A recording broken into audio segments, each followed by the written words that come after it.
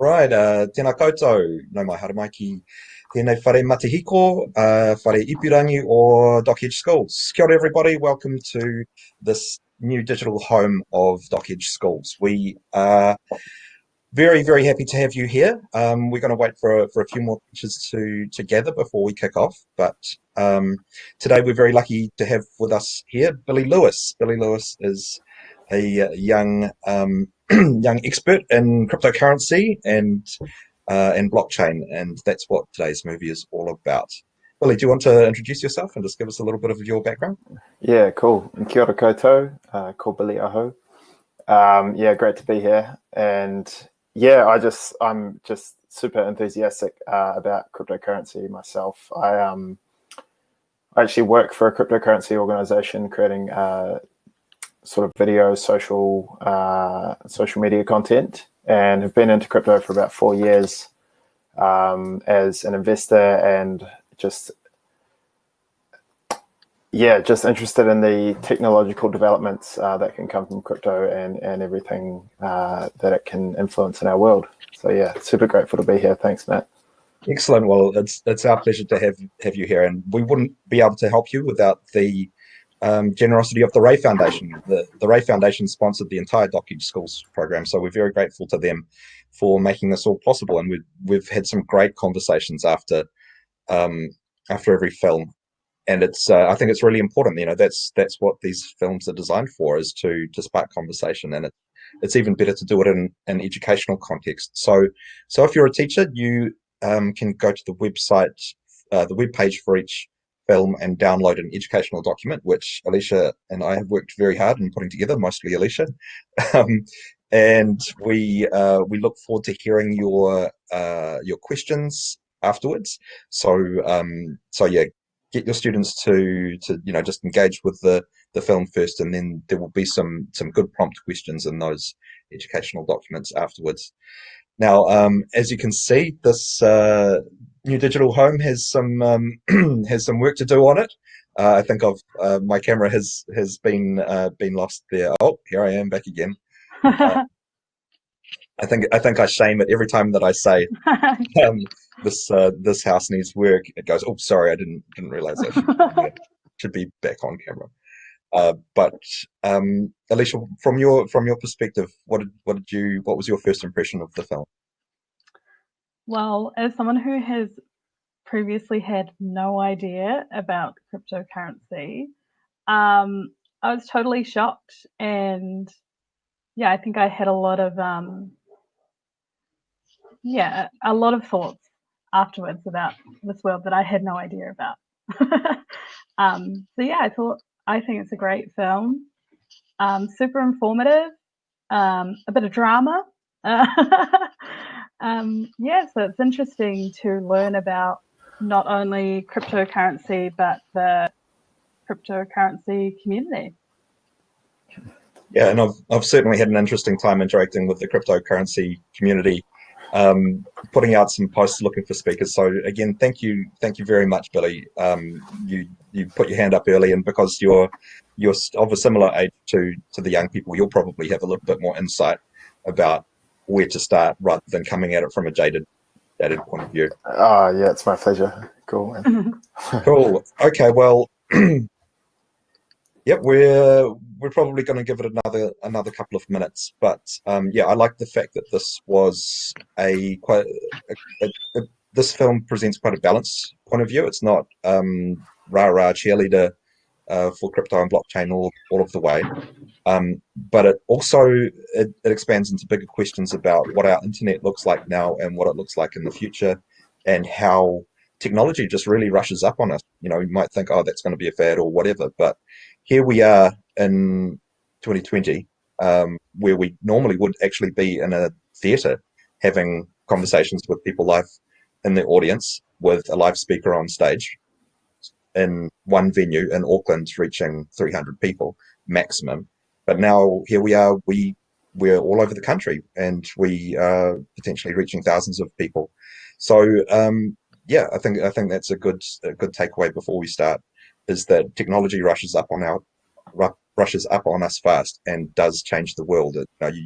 often don't have a choice about how technology is going to affect you. So it's good to be riding the wave rather than the wave crashing on you. So let's kick it off. You can see in your chat box that Alicia has posted a link to schools.docedge.nz, the film Cryptopia, Bitcoin blockchains and the future of the internet. If you click that should take you to the film page. And when I say go, we'll push play now. Okay, 3, 2, 1, go. And we'll see you back in approximately 90 minutes for a conversation with Billy and myself and Alicia. Enjoy. Cheers, guys. Awesome. So I always see something new, and I always learn, get a better idea of how it all works. But I'm still, there's still an element of mystification about how it's working now and how it will work in the future for me. But before anything, that's your first time seeing the movie. What did you think? What did you get from it? Yeah, I thought it was a really well balanced perspective on the whole cryptocurrency blockchain project as it exists in its entirety. Often you see a lot of content that you see around blockchain is either very heavily against it or very heavily for it, and I thought they did well to mix in both sides of the coin. And yeah, it's entertaining in its own right, because it's like the bloody Wild West out there with all the kind of leaders of these different organizations calling each other out, and while it's this big kind of tech corporate idea, it's quite funny to see how there's still those power struggles going on from the individuals who run these projects. So yeah, no, I thought it was great. I was laughing a few times through it at some of the stuff that came up.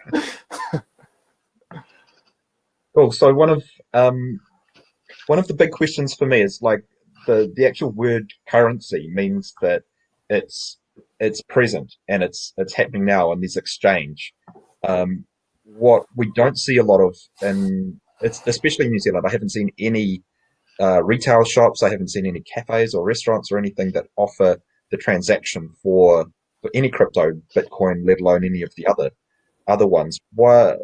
How do you think that's going to play out around the world in terms of uptake and a possible replacement for cash exchange? Yeah, I think first of all it comes from a lack of understanding and a lack of trust, which comes from the I guess propaganda against cryptocurrencies that's put out by a lot of mainstream media, and all the confusion around it as well. It's not incredibly user friendly right now. Crypto is a part of my everyday life, but I still definitely run into struggles where I can't buy this token, or it's not on that exchange, or it's not hosted by that wallet. And there's all sorts of different kind of micro implications that can make it a bit harder to use in your everyday. In saying that, though, there are some businesses in New Zealand that accept Bitcoin. There's a restaurant in the Viaduct in Auckland where you can pay in Bitcoin, and there's a couple of cafes around Auckland Central as well that I know of where you can pay in Bitcoin. But I think that requires all sorts of different areas of background knowledge and an openness and a willingness to try this new technology and trust that transaction is going to be safe and that there's an equal exchange of value between the two parties. So I think as it continues to unfold, there will be a growing level of trust and a growing level of friendliness in terms of the usability. But I think we're a few years away from that yet. Sure. So there was, from your perspective, when we actually do get to that place, will there would be a favorite cryptocurrency, if you like? Because we saw that there were many. Like there was Dogecoin and there was Bitcoin and there were these variations of Bitcoin as well.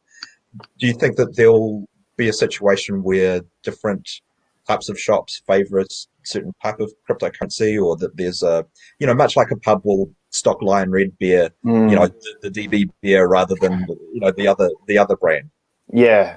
I think I could definitely see that unfolding, particularly because it's unregulated, and there's not no real governing structure that looks over the whole cryptocurrency ecosystem. And saying that, I feel that there will be maybe 1, 2, or 3 that just really emerge, and they're kind of like the Visa or the MasterCard or the American Express of the world, where everybody agrees that they have this value. And then there might be more kind of obscure ones that maybe you only find in like a craft beer brewery or something like that, and maybe that token itself would be related to beer enthusiasts and might give them some value in that way. So I think there's going to be these overarching ones that everybody uses. Maybe like Ripple currently is the closest example of that, because it's quick transactions and a lot of volume. But then kind of underneath all of that, there'll be all these kind of micro ones that are within niches of what people are interested in, like beer, for example, or like gaming, or kind of anything that takes a really specific audience to have an interest in. I think those will start cropping up around as well. You mentioned credit cards there, and there was a scene in the movie where one of the bar owners said, "We don't deal with credit cards anymore." One, because the fees are not prohibitive, but they're a pain, and that there are several steps to go through. There are quite a few middlemen, as well as just it seemed like the argument put forward for reducing fees, increasing speed of transaction, and not incurring this kind of debt, which is what credit card companies actually go for. They want people to go into debt and then be charged higher interest rates. What's your perspective on the current credit card versus cryptocurrency argument? Yeah, so I think that's the war that's at the center of it. I think and there's 2 very strongly opposing forces here. There's cryptocurrency and everybody in it, regardless of their perspective on their crypto or whatever coin is the best one. That's all this party. And then the other party is the current centralized system that we all run on with our, our debit cards and our wallets and bank accounts and things. So I think there's a massive control, like a control war going on between these 2, because cryptocurrency has the potential to be a replacement for this whole system, which from the top down, when you look at, it's like a pyramid, and there's a couple of families up here that just own the banks, which own the governments, which own the media, which own Facebook, Google, everything that we consume in our daily lives. It's like that whole paradigm is being threatened, and potentially may collapse. So I think the war between credit cards, to your question, and the payment system, is that it's really going to take a foundational understanding of how our society operates and how much control and power governments and banks actually have, in order for people to realize cryptocurrency as an alternative to taking their individual power back, I think. And then with that, hopefully comes, like I said before, more usability, where we could have like a crypto credit card, which would just be directly hooked up to our wallet. But in order for that to happen, it takes a paradigm shift. It takes a consciousness shift in individuals like ourselves. Say I owned a bar or a cafe or a bookstore or something, I would have to put my foot down and say, I'm not going to accept FPOS. I'm only going to accept cryptocurrency. And it would take enough people to do that, and then enough consumers to adapt that as well. So yeah, I think that's why I feel like we're a wee while away from all of this, is because people don't actually understand, A, the foundations of money or economics, and B, how much governments and banks control pretty much every aspect of our lives. in the current reality. Alicia, what was your impression of the movie, and like what information do you think Billy can share in regards to any thoughts that you have around it? Well, I think after watching it again, I was thinking about this whole safety and trust thing. Like,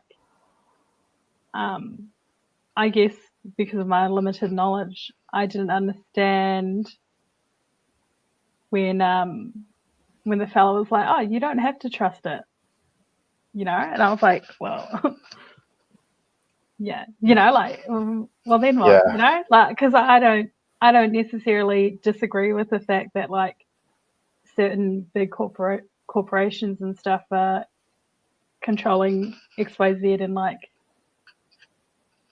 can be not particularly trustworthy themselves, but then I'm like, the alternative is telling you like, you don't have to trust it. You don't have to trust us. And I'm like, oh well. Yeah. So I found it a bit confusing. Yeah, that is like this a trustless idea is a bit of a fiddly one to figure out. And I think this also speaks to your most recent question, Matt, is that when you send money, say I send money from my ASB account to your BNZ account just through a bank transfer, it might take it might be an overnight transaction. You might have to wait 12 or 24 hours in order for it to come through. And while that money is coming out of my bank account and going to yours, it might go through 3 other banks in that intermediary process where they're investing your money in pretty much assets for their own gain, maybe like oil or whatever else, or space exploration. And then it would eventually arrive in your account. And basically the reason we can make that transaction is because I trust that my bank will get it to you, and you trust that your bank will give it to you as well.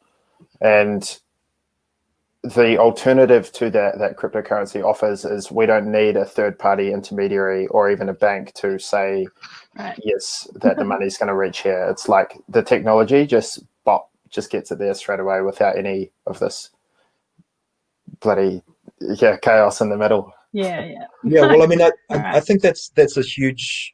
I mean, I had a political epiphany about 10 or 15 years ago, and I did start exploring the foundation of the economic system, and particularly in the Western world. And I found that there were companies like ANZ and Westpac that, through that middleman ticket clipping exercise of where they hold your money and reinvest to make themselves more money, some of those investments were really unethical. For instance, like there was uranium mining on Aboriginal land. It was like you're kicking Indigenous people off their land so you can just go and rip up cultural heritage sites and provide fuel for nuclear power. It seemed like, why don't you put that in the disclaimer of what you're doing with my money? I would much prefer to have a direct transaction with someone where I'm not charged fees, and my money, I know what my money is being used for, and I'm not ethically compromised without my knowledge. So, I mean, it seems like cryptocurrency has a really positive strength there. It's just like, how do I incorporate this in my life if I'm not super aware of all of the technical elements behind it?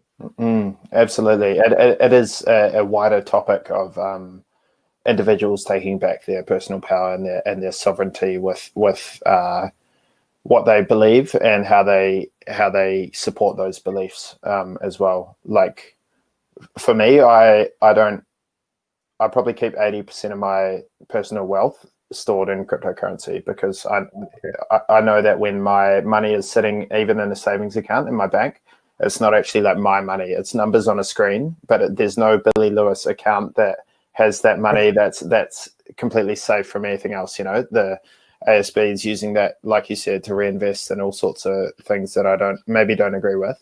And then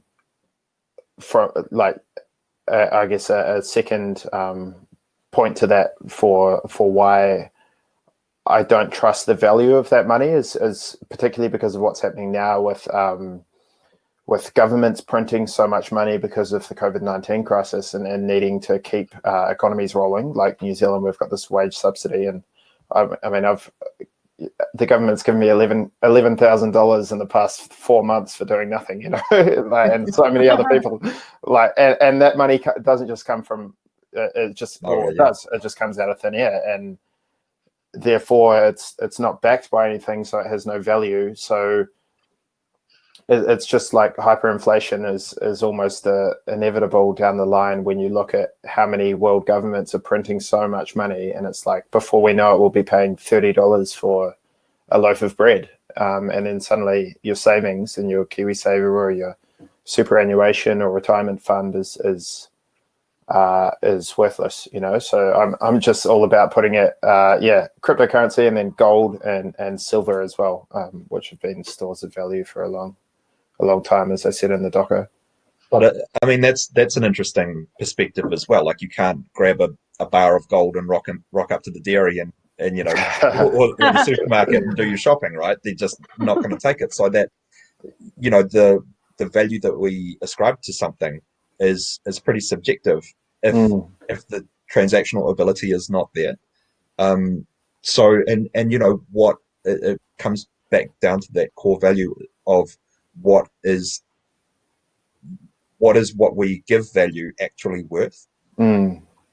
Absolutely. Yeah. And yeah, to speak to gold very briefly, like gold has been a store of value for thousands and thousands, 5,000 or so years in our society because of because of a lot of functions. Like, it doesn't corrode over time. It's rare. There's only a finite amount, which means it intrinsically has value. And it can be shaped and molded into a block this big or a coin that big, and it can be, it also doesn't have any other real use cases other than a unit of trading. So I think that's been a reason that that's often come back to being a store of value in our society. But when money or dollar, notes as we know it, when they first came into fruition, the US government would say that every time you have $1, that's backed by 1 ounce of physical gold in a bank, and you can take that dollar and you can take your gold from a bank and say, yeah, I'm not. Yeah, you can. It's pretty much a note to say, I own gold in a bank. And then that carried on for who knows how long. And then up in the 60s, when President Nixon said, no longer will the US dollar be backed by an ounce of gold, they just started printing those US dollars, not actually with any foundation under. Yeah, it's just like this. Yeah, you just see it's just churning out. So the idea that like a $10 or $20 New Zealand note actually has any value is just an agreement between a few million people. Therefore, cryptocurrency has the potential to function in the same way if enough people agree it has value. Yeah. But again, further to that idea is that if it's not backed by anything, that quantitative easing, the just printing more money, that actually devalues what it's worth. And if there's that finite amount of Bitcoin, is there a possibility that at some point in the future we go, oh, we've got a crisis?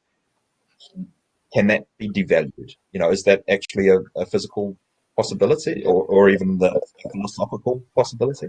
Bitcoin itself, or just cryptocurrencies in general? We're talking about that finite amount of, and increasing demand. The more scarce the ability to get hold of it, yeah, the demand increases. Now, so Bitcoin's going to cap at 21 million, and it cannot be altered, full stop. Like, I think, which is epic, because if you think about gold, there's only however many thousands of tons worth of gold on Earth, and that's why it's retained a store of value for so long, because it is finite and you can't just print it out of a money printing machine. And Bitcoin has the exact same function. So when that 21 million reaches, I think it's in like I think it's in like 10 years or something. It's going to be up to all the Bitcoin that's in the market to be just then traded around between different people in basic economics. If there's a finite supply and the supply is ended, and then there's a massive demand, that's going to drive the price up, and that again comes back to everybody agreeing that Bitcoin has intrinsic value in order for that demand to be created. Oh, so then the big question is, do you think that's going to happen? Do you think that there's going to be this, okay, well, our current system is clearly not working and it's causing more problems than it's solving. Let's go to crypto, and Bitcoin is I don't know, this is the question. Is Bitcoin the most well-placed cryptocurrency if such a seismic shift took place? Because then there was that guy who was saying that, like, how he brought that bag of coffee. Oh, like, yeah. 12 Bitcoins, and then it ended up crazy. I was like, yeah, it's outrageous stuff. Like, just the amount of money people were throwing away back in the day. But yeah, I think to your question, it's a difficult one. I think because there's so much suppression and censorship and opposition from these centralized organizations, it almost feels like a bit of a race against time in a way, and a shift that needs to happen in people's minds first off, in order to I guess sway the scales towards the people who believe in cryptocurrency rather than the people who believe in the system that we've been operating in and as I think many of us know, it's just not functioning in any form of sustainable way, whether you look at the environment or the economy or society or Alicia's gone. Oh, she's back. It's our friend the internet. Yeah. So yeah, I personally believe that cryptocurrency is the future, and particularly working for a cryptocurrency now and seeing the developments within a crypto company itself. And also the guy who runs the crypto is just this economic absolute wizard. And I just hear him speak, and I'm like, wow, man, this guy's the truth. I think it's, short answer is, I think crypto is the future, but I think there's going to be a massive, it's going to be chaos for that to unfold. I think that in one way or another, our system has to collapse, and there'll be a pretty uncomfortable transition period. But when that does happen, it's going to be a lot more apparent to people where or how important personal sovereignty and ownership over your own wealth lies. Absolutely. Like I've seen it gaining traction in mainstream. Like on some of my YouTube videos, Alec Baldwin pops up and says, "Hey, it's time to buy crypto," and I'm like, "Hold on, Alec Baldwin." And for those who don't know, Alec Baldwin's an American actor who's had a long history, and we've, in the past we've actually had history. We've had actors and we've had presenters present in New Zealand. I think Richard Long, who was a long time news presenter on TV1, fronted an ad for blue chip stocks or something, which eventually fell through. So I'm always a little bit dubious when you get high profile people who are getting paid a lot of money to front an ad to get a lot of public on board, and then the owners of the controlling interests will make money from a large public influx and then possibly sell at that high point. So I don't know. I'm naturally cynical, and I'm naturally suspicious of when things go mainstream and who's controlling. But if I'm emboldened by this fact that it's this trustless kind of thing, that you take responsibility for your transactions and you can't blame the bank or whatever. I am concerned that you've got to keep your key. I mean, the safest thing seems to be to write your key down on a piece of paper and put it in your top drawer, which seems like madness in a digital world. But like you say, if there was some sort of card, but then what if you lose your card, and what if someone steals the wallet and this kind of thing? Your physical wallet with your physical card. Yeah. I think there's definitely a lot of questions around security. And saying that though, so we just had this big security overhaul in the cryptocurrency that I work for. There's about 100 staff, and everybody works remotely, and we all had to attend this mandatory Zoom meeting where they just ran through everything about security here. And basically, they gave us pretty much a handbook of like, do these things, like install this browser, block these ads, don't do this, don't do that, yada yada, and they pretty much said if you can do all those things, you're streets ahead of 98% of the crypto population. Therefore, they use this metaphor where two young boys walk into a forest and wandering along, and then suddenly a bear appears, and one of the boys takes off and he sprints away, and the other boy's like, "Why are you running? The bear can run faster than you." And he said, "Because I only need to be able to run faster than you, and you'll get eaten by the bear." You know. So it's like if you're taking control of your own security and you're doing a really good job, you're in the 2% of the world that's doing that, and then the other 98% are the ones who will get hacked or scammed or whatever, because those malicious or people with malicious intent just won't go for the people who have a really strong sense of security. So yeah, there's all sorts of different things you can do. Writing it down on a bit of paper and putting it in your top drawer is a safe option, but you can definitely go a lot deeper with that. You can buy hardware wallets, which is what I have, and it's basically, it sort of looks like this, and you plug it into your computer, and the only way you can access your funds is by plugging it into your computer, typing in a passcode on the screen, and then typing in a passcode on your computer, and it's only while it's plugged in that you can make any transactions to or from it. And then when you pull it out, it's like it's completely offline, so it could never get touched. And then, yeah, people like fireproof cases. Like some people have a hardware wallet within a titanium, fireproof, waterproof, everything proof case within a safe in their house that's tucked away in their basement or whatever. And I guess the different levels of security depend on the amount of interest you have in crypto as an individual, whether you're just like, oh, this is fun, I'll play around for a bit, or whether you're like, oh, I'm actually going to store a lot of my wealth here, you know?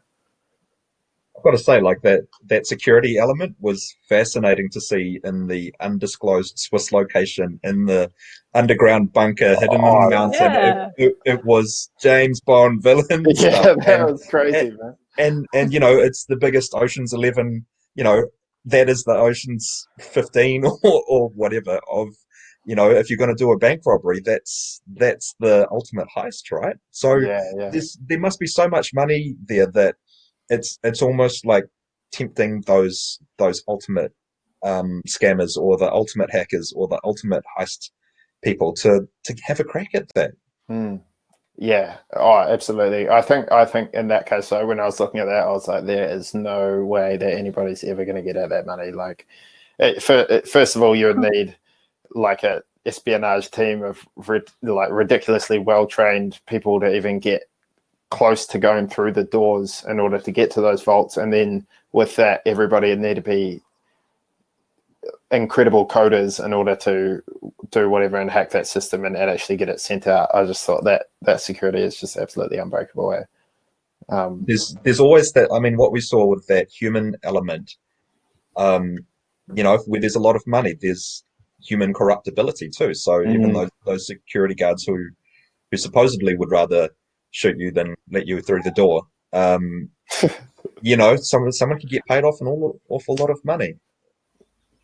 I don't know. Like, I'm not at that level to understand how anybody would actually exploit that. But yeah, I think there's always that risk, you know. Like a lot of a common kind of saying in crypto is that like human error is your biggest risk. You know, it's not going to be it's not so much that your funds are going to get hacked or whatever. It's that you'd send them to the wrong address and you'd just never see those funds again, and there's no way to recover them, kind of thing. So that's where you have to be really diligent within yourself. I think in that case of that security vault, what I assume would be that you need like 10 people to all gather in a room, and each person has an individual passcode of their own, and you have to input every one of those passcodes correctly with that person, with each of those 10 people present in order to even open up that money. And they were saying that about the fingerprint and needing the pulse in the finger as well as the fingerprint to get in. Yeah, it's just crazy shit. Okay, well, we're getting close to time. Alicia, do you have more questions for Billy? No, I feel like I'm still soaking up information. Yeah, I think we've had a great chat today. Yeah. If I can just say just a little finishing note. Yeah, so I would just encourage anyone who's even like mildly interested to just go a bit deeper into research. You know, like I first got into it maybe 4 years ago through my dad sharing some stuff, and when I started to realize the potential of it, I just went like, oh, this is just a massive opportunity. A, to build wealth, and B, to actually just like stand up for what you believe in and take back your power as an individual. And yeah, I'm super open. Like if anyone's really interested and wants to know more, I'm happy to give out my email or whatever if anyone would like to chat about it down the line. Yeah. Awesome. Hey, we'd really appreciate it, Billy, and I'm super interested in growing my wealth and maybe securing a little bit of financial digital future for myself, to be honest. So yeah, let's continue to talk in the background. Not right now though, because we are going to go over to our screening of Dockage Originals. Awesome. Who were funded by, the actual production was funded by the Ray Foundation, who are the sponsor of the entire Dockage Schools program. So if you're free, Billy, you're welcome to stick around and watch that with us. But I understand that you're probably quite busy and you've sectioned off this amount of time for us. But we really appreciate the time that you've given. And we'd like to thank Ray Foundation, and we'd like to thank everyone at Dockage Schools and the students and the teachers for making this possible. Awesome. Yeah, thanks a lot, guys. Yeah, I've got a few missions to get into, but this has been awesome, and I'm looking forward to next time as well. Cool. All right, ka kite, everybody. We'll see you at Dockage Originals. Ka kite. Cheers, guys.